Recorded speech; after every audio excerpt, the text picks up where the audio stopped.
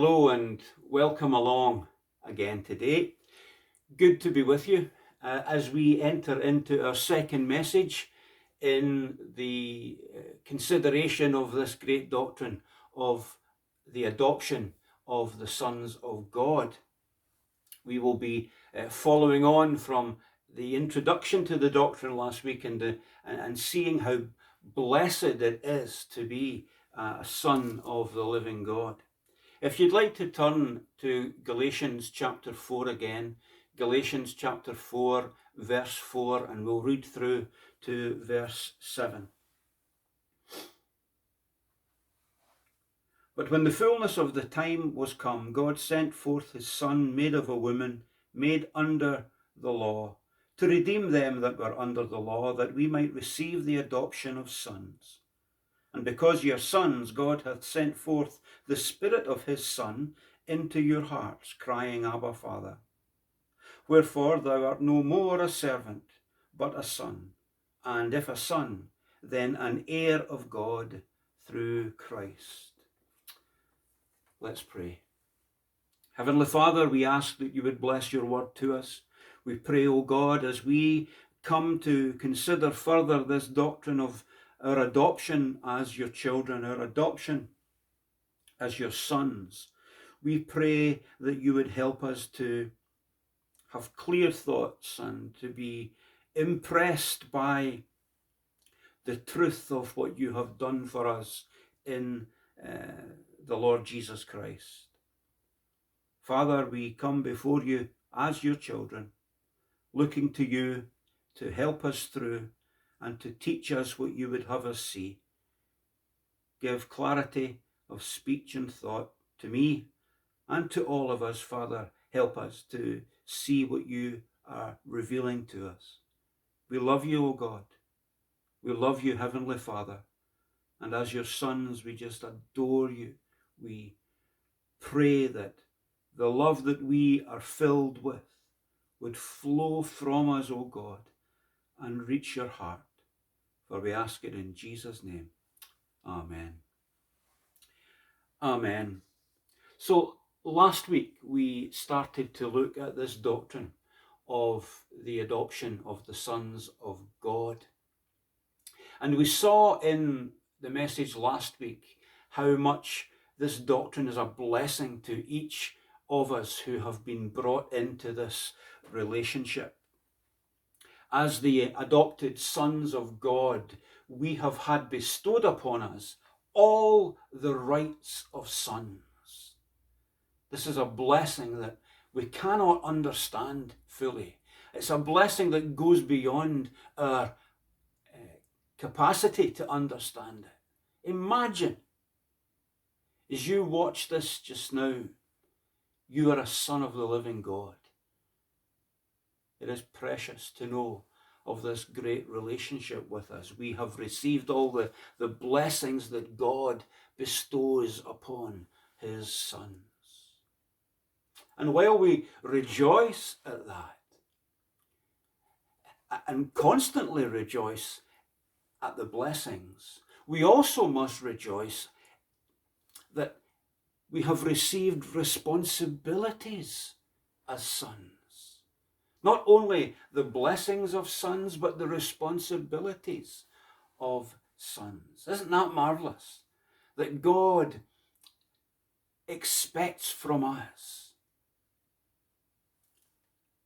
the life of sons, the life of children, to show in our lives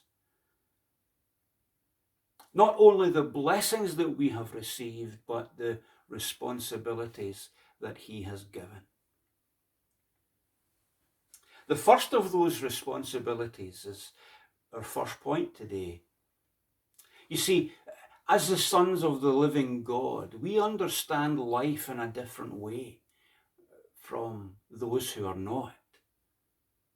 We have this understanding in our hearts that to live as an adopted son of the living God, the responsibility, first of all, is to imitate God, to imitate our Heavenly Father.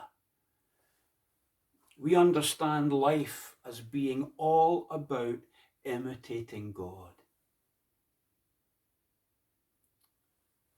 This is the responsibility that we hear in Ephesians chapter 5 and verse 1.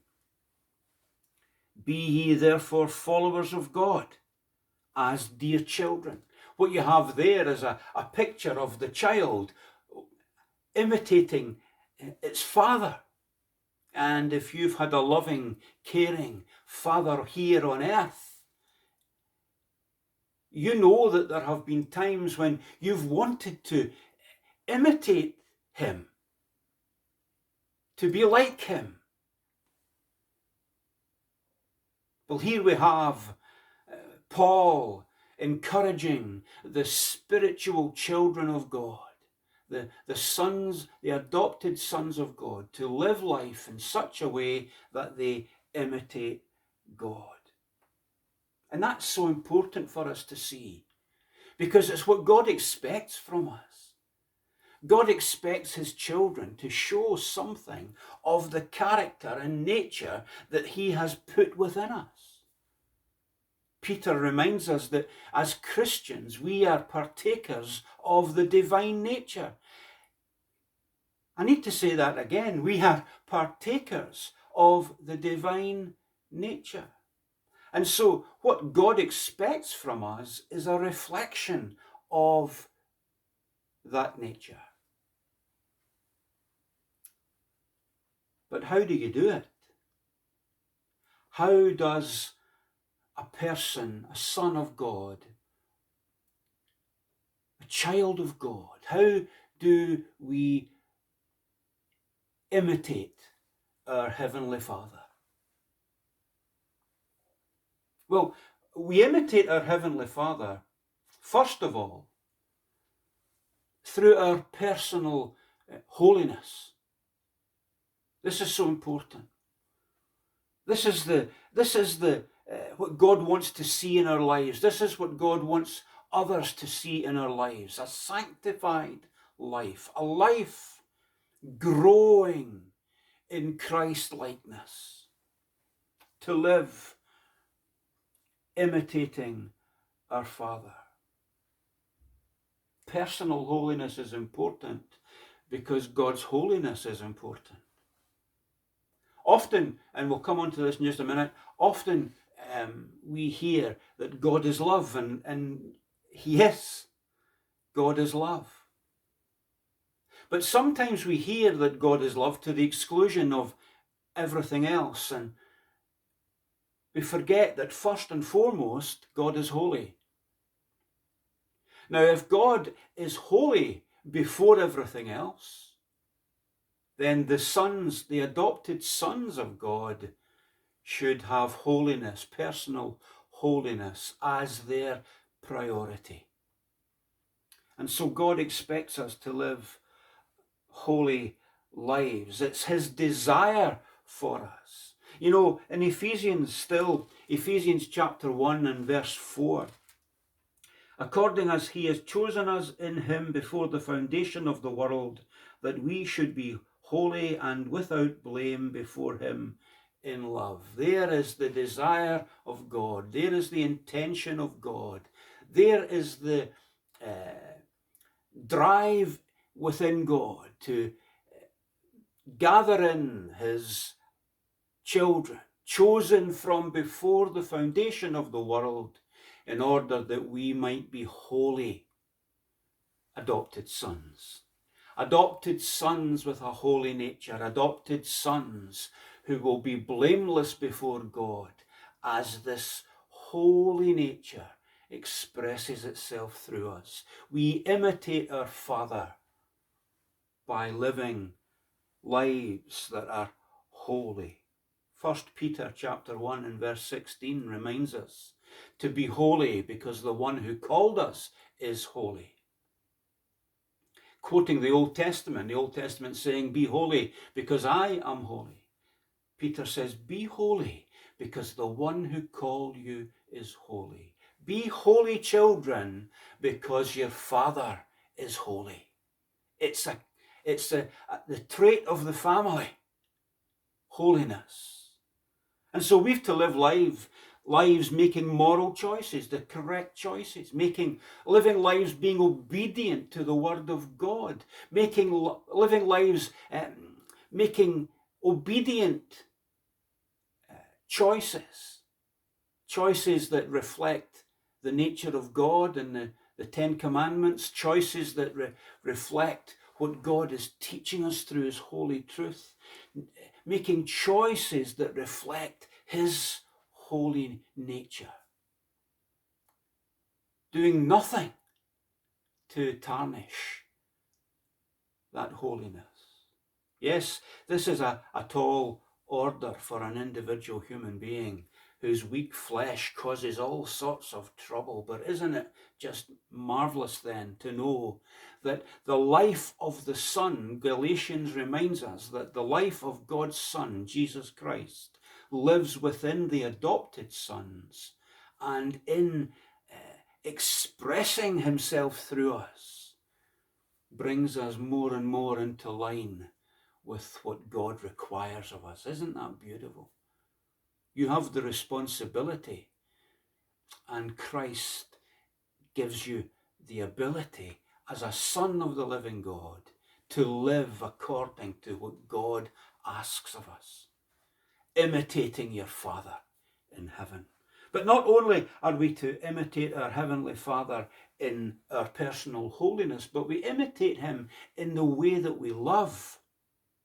You see, this is now bringing in the fact that this holy God, this holy, holy, holy God is love. We've to love in such a way that we reflect his love, and his love is always a holy love. He loves in accordance with his holiness, and we should love in accordance with who we are, the holy sons of the living God, adopted sons of God. And so we are to love in a way that echoes the love of Christ. Christ's love for you and for me, brother or sister, was a sacrificial love. And again in Ephesians 5 and verse 2, walk in love as Christ also hath loved us and hath given himself for us, an offering and a sacrifice to God for a sweet smelling savour. We have to love in the same sacrificial sense, not exactly like Christ, because our sins have been dealt with at Calvary and we have no part of that in ourselves. We do not contribute to that. But when we talk about living with a sacrificial attitude, loving like Christ, we want to live in such a way and to love in such a way that it's a sweet smelling savour to God our Father, because it reflects him and it echoes the love that Jesus Christ has for us. This is how we are to love. In other words, we are to take the love that we receive from God our Father and express it in a horizontal fashion. In other words, we receive it from God and we live it out into the lives of others. We love, and that means that we put ourselves to the side at times. We don't demand our own way. That's not to love. To love is to look after the well-being and the betterment of those to whom we have been given. Husbands are to give themselves for their wives. In other words, just like Christ loved the church. And we have to, as husbands, sacrifice at times our hopes and ambitions if it's going to damage our wives. if it's going to hold our wives back. Love with a sacrificial love. And women, we're taught in Ephesians 5, are also to live in a sacrificial way before God. They have to give themselves to their husbands. When that man reflects Christ, when he reflects Christ, be subject to one another. Ephesians 5:21. Be subject to one another out of reverence or fear of Christ, fear of God. So we've to live our lives in this sacrificial way, giving ourselves for the well-being of the other. Now, this is a love that extends to everyone. This is a love for all. In Matthew chapter 22 and verse 39, we're told there that love goes out to everyone. Matthew 22:39. Talking about the greatest commandments, Jesus has been asked. He's already told what the greatest commandment is, and that is to love God. But he says in verse 39, the second is like unto it. Thou shalt love thy neighbour as thyself. You see, here is a sense of this love reaching out. Wouldn't it be wonderful to live life and be known as someone who loves with a holy love, a pure, sanctified love, a sacrificial love? But while this love goes out to all, it is especially to be focused on the saints of God. The love of God may well reach humanity in a general sense. Oh, but there's a particular sense in which that love is expressed towards his adopted sons. Don't you tell me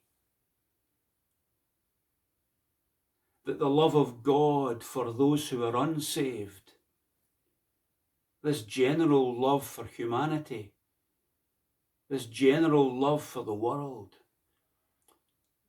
don't you tell me that that's the same love that I experience or you experience as the sons of God, as the adopted sons of God. There is a particular love that pours into our lives. Look at Galatians chapter 6 and verse 10. As we have therefore opportunity, let us do good to all men, especially unto them who are of the household of faith. That's just another way of saying especially to those who are the adopted children of God. In 1 John chapter 4 and verse 7, we hear of this love again. 1 John 4 verse 7. Beloved, let us love one another, for love is of God, and everyone that loveth is born of God and knoweth God. Verse 11. Beloved, if God so loved us, we ought also to love one another. This is so true.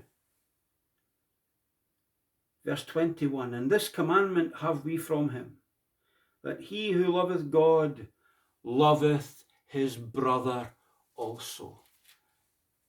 We are to love generally because God loves the world.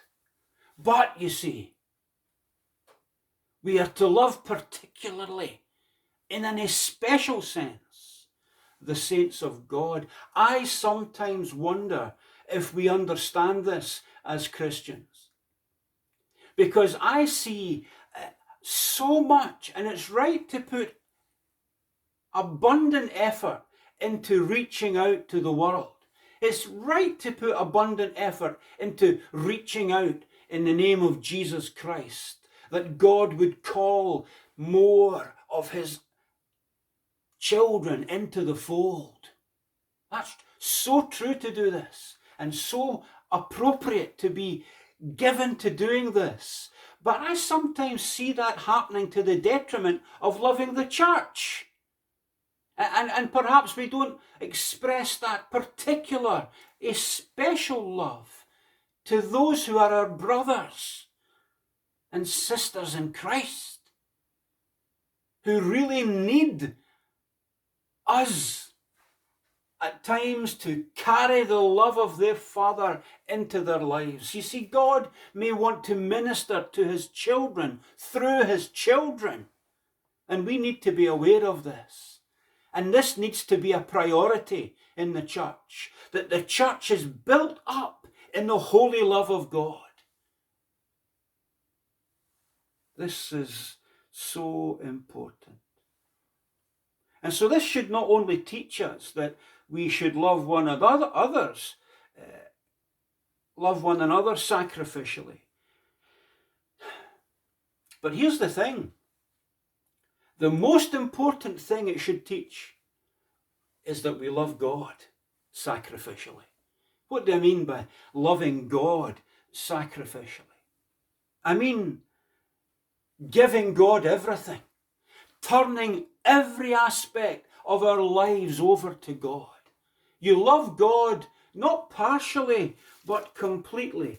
Remember, we were in Matthew chapter 22, and we quoted verse 39. But even before we get to verse 39, Jesus has been speaking of the greatest commandment of all. Jesus said unto him, Thou shalt love the Lord thy God. This is in verse 37. Thou shalt love the Lord thy God with all thy heart, with all thy soul, and with all thy mind. You see, this is not a partial love. We love God, and we should be motivated to love him first. Yes. Why do you exist as an adopted son of the living God? It's that you love him first. That your love for God should consume you. Before anything else, before anyone else, to love God with an all-consuming love. To be totally invested in that.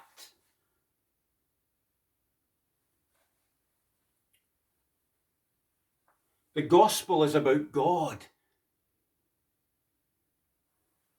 and bringing glory to God through spreading the gospel. Loving horizontally after, as a result of our all-consuming love for him. Do you love him, brother? Are you in love with God? To love him in such a way fuels the love we have for other people. Remembering the cross at all times, remembering the blood that Jesus shed, and returning from redeemed hearts, this all-consuming love back to the one who deserves it. He died for me. He died for you, brother or sister. Oh, let's love him with a full and overflowing heart. So the first responsibility of an adopted son of God is to imitate God in living in personal holiness and loving as God loves. Be holy and love. But we also understand life to be about another responsibility. We understand that life is all about God. It flows on from imitating God, from living holy lives and loving God, that all of life is about God Almighty, is about our Heavenly Father. That's marvellous to me. That thrills me beyond belief, that my life should be about God. Not about me. Hallelujah. Not about you. Not even about my own personal family. My life should be about God Almighty, El Shaddai, Jehovah, my Father in heaven. This is the second responsibility that we're going to briefly look at. Our lives should be about Him. How do we do that? How do we show that life is all about God? How do we live that way? Well, the adopted sons of God should have a deep and overwhelming desire to glorify Him. When you get up each day, your desire should be, live in such a way that I glorify God. That God's glory should be uppermost with your holiness, with your expressing love like Christ loved. Do it all for the glory of God. That's how we should be living. The glory of God. How do we do that? How do we live to please Him in this way? Through obedience and service. If God calls you to do something, that's what you have to go and do. If the Word of God teaches you something, that's what you have to accept and embrace, even if you don't like what it's telling you. Have you been in that position? My goodness. Yes, of course you have. If you're a Christian, you've been there. You've been in that place where God has spoken to you from the Scriptures and you maybe haven't liked it. And you'd rather He said something else. But you've got to obey what God says. My friend, do you spend your time as a believer hunting for the particular will of God for your life? Yes, that's all very well and good. But before you will find the particular will for God, you need to obey the general will of God. Before you can find the particular will of God, you need to obey the general will of God. And an adopted son of God wants to obey what God has revealed in the Scriptures. Because that pleases God. It glorifies God. It's right to seek what God particularly wants of you. Of course it is. But don't expect to be given a particular call of God or the particular will of God for your life if you're being disobedient to the general revealed will of God in the Holy Scriptures. And so we get this call of God that every Christian has. Imitate God by glorifying Him, by making His glory the most important thing. Keep the Word. Obey the Scriptures. This is why the children of God, this is why we want to obey the Ten Commandments. Not because we stand trembling in fear before the Ten Commandments in case we don't make it, in case we fail. No. We want to keep the Ten Commandments because it glorifies God and it pleases Him. And we want to please Him by lifting His glory up as the gem and jewel that it is. glorifying God, so that others, Jesus says in Matthew 5:16, so that others will see your good works, will see your deeds, and they too will glorify God. You see, God's glory, the desire that God has, that his children be adopted and become holy children, is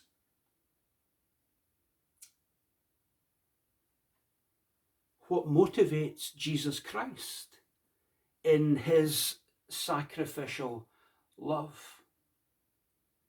This is what drove Jesus to give his life for the church. He died that we would be holy. He came and went to the cross for the glory of God. In John's Gospel, chapter 12, when Jesus is contemplating the cross, he says, Father, glorify thy name. The cross was all about the glory of God. Jesus died that we would be brought in, that God would receive the glory. And we thank him for this. But this is how we have to be. We have to have the glory of God as our priority. Paul says in 1 Corinthians chapter 1, chapter 10 and verse 31, he says, whatever you do, do all to the glory of God. Because that is the most important thing. This is how we imitate God. Now, how does our desire to glorify God imitate God? Because God's great desire is his glory. The glory of God is precious to God. This is how we imitate our Father, seeking his glory. In the Psalms, we read of this. In Psalm 8 verse 1. And you know, if God's glory is important to God, then God's glory should be important to us. O Lord our God, how excellent is thy name in all the earth, who has set thy glory above the heavens. The glory of God is exalted above the heavens. O Lord, our Lord, how excellent is thy name in all the earth, who has set thy glory above the heavens. That's magnificent. You see, God's glory is so important to him. So important to him that he will not give it away. In Isaiah chapter 42 and verse 8, God says, I am the Lord, that is my name, and my glory will I not give to another, neither my praise to graven images. You see, the glory of God is crucially important to God. Therefore, in order to imitate our Heavenly Father, the glory that belongs to him should be so important to us, that our lives should be about glorifying God, because our lives are all about God.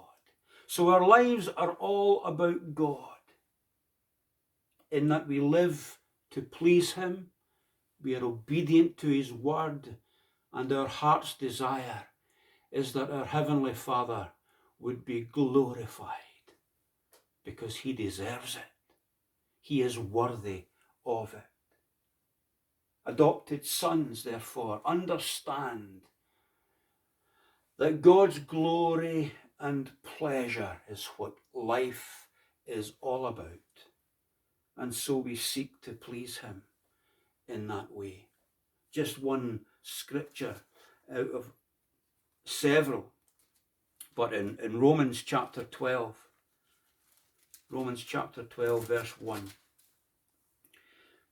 I beseech you, therefore, brethren, by the mercies of God, that ye present your bodies a living sacrifice, holy, acceptable unto God, which is your reasonable service. Acceptable unto God, pleasing to God, because when his children give their lives over to God in this sacrificial way, he is glorified. He is seen as the most glorious of all.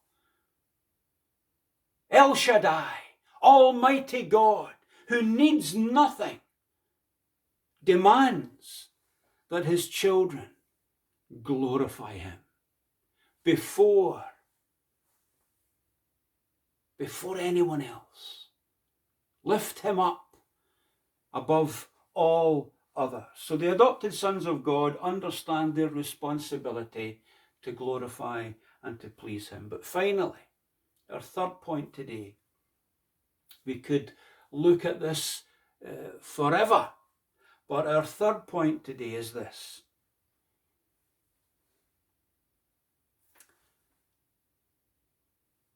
The third responsibility we will look at of the adopted sons of God is that we understand life to be about engaging with God. Does it thrill your heart, brother or sister, fellow child of God?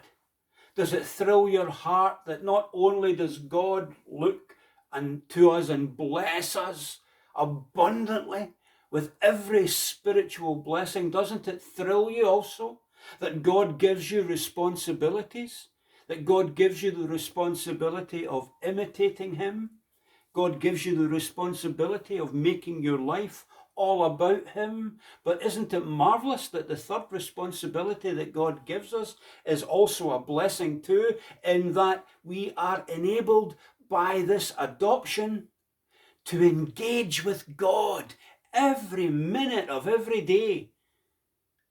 There is no barrier between God and his adopted sons. Praise the Lord for that. God will never turn you away and say, I'm too busy. I don't want to deal with you now. I've got other things to do. I've got other more important things to do. Maybe you've heard that not from Christians. Well, perhaps some Christians may have this mindset, which is wrong, but you certainly heard it from the world. Talking about prayer or talking about seeking God's help for an issue. Why would God's too busy to be concerned with these little things?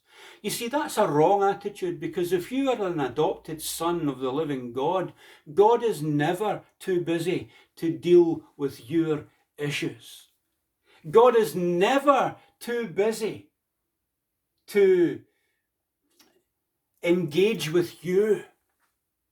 Never. You see, the blood of Jesus Christ was shed so that you and I could be the adopted sons of God. Do you think, having paid that enormous price, that God would then turn you aside because he's too busy? Not a bit of it. You talk to God. Engage with God every single day. The adopted sons of God engage with their heavenly Father through a relational prayer. Through relational prayer. That is not prayer that is formulaic, not prayer that is ritualistic, not through prayer that is simply liturgical.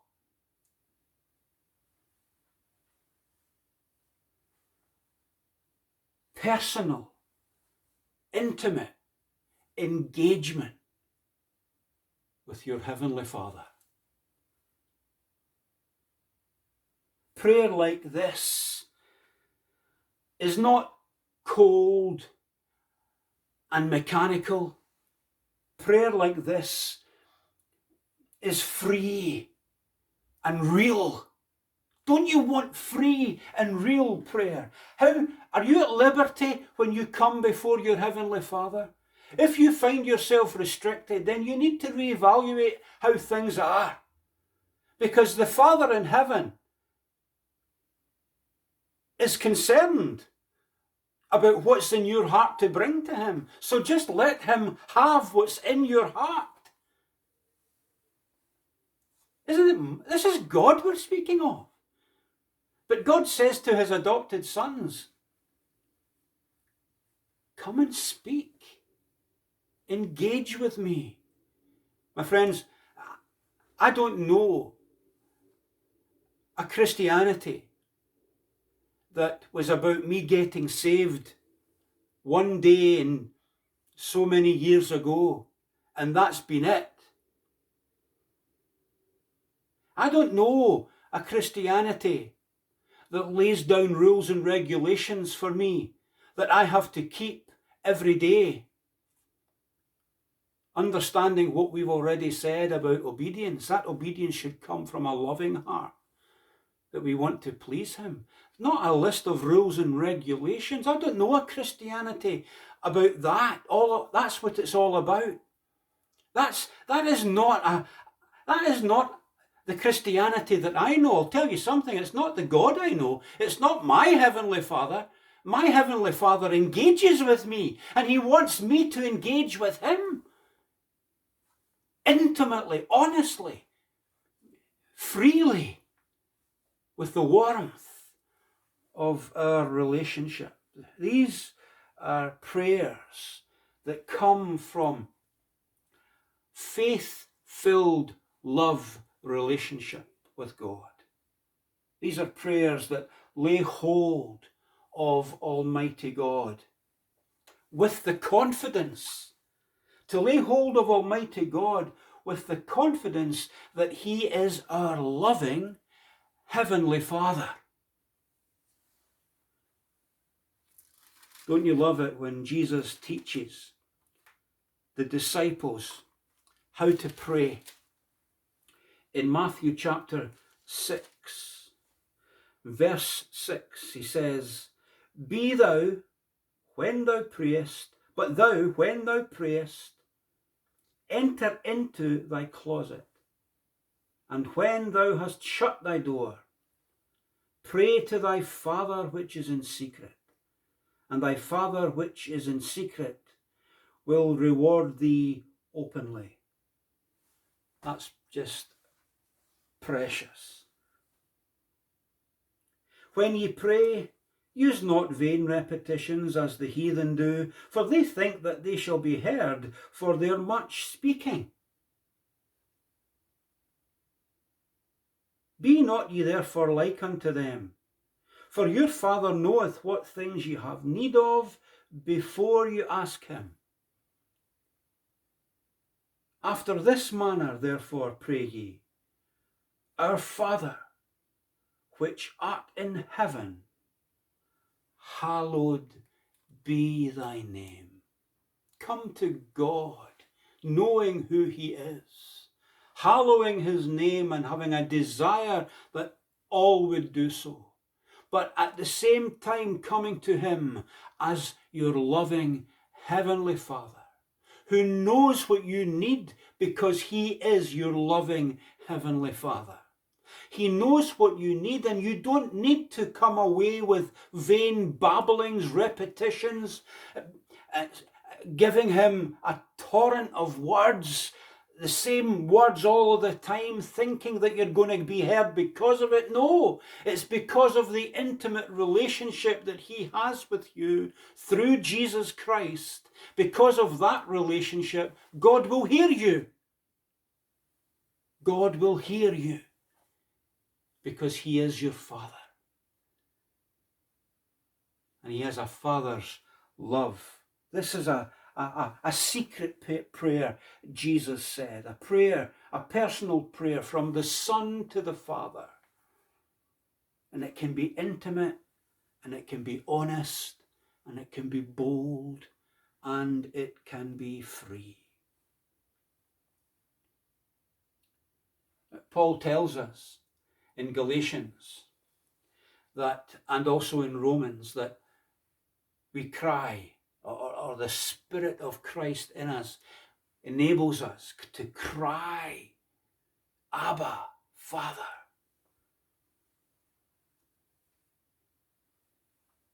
Because your sons, Galatians 4:6, God hath sent forth the Spirit of his Son into your hearts, crying, Abba, Father.